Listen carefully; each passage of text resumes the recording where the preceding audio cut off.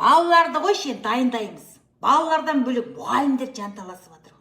Ой, мұғалімнің өзіне де канцтовар керек екен, одан киетін киім керек екен, одан сөмке керек. О байғұстар ары бер жүргенде аяқ киімнен бір-екеу керек екен. Бұл мұғалімнің де бюджеті біраз ғой негізі. Күніге барады мектепке, ойлашы, мынаны көтеріп алып, іші толған анау качественный сөмке керек. О байғұстар ол анау кезінде жағы отпускаға шыққанда алды ғой, біраз 700 мың ағаны бар, миллион ағаны бар, кемі 500 мың ағаны, 400 мың ағаны бар ғой енді. Ол кезде олар ол киімді ойламады ғой, олар ол кезде шөп алды.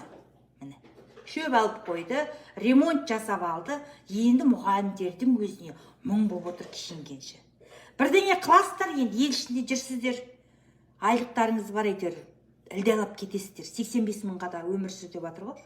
Оған қарағанда неге мұғалім болмадық деп ойлап қоямын. Мұғалімдер шырылдайды, немене біз жетісіп жүр ғой дейсің бе, елдің бар бірдеңе бала оқытқан оңайға деп отырсың, рахмет, басымызды едік. Шырылдамаңыздар, нервтеріңіз өздеріңізге керек. Балалардың бәрін дайындап отырмыз, бәрі діңгіттей болды. Ана жылғы мінездеріне тағы мінез қосылды, подростық болғандар тағы бар. Құдай сіздерге қуат берсін, басқа не айтамыз. Сіздің атыңыз ба? Мөлдір. Анар не туралы, садик туралы мұқтай. Камилаңыз Анарбаева емес пе? Енді өлтірдіңіз. Анарбаева Анар. Атыңыз Мөлдір емес пе? Мөлдір екен.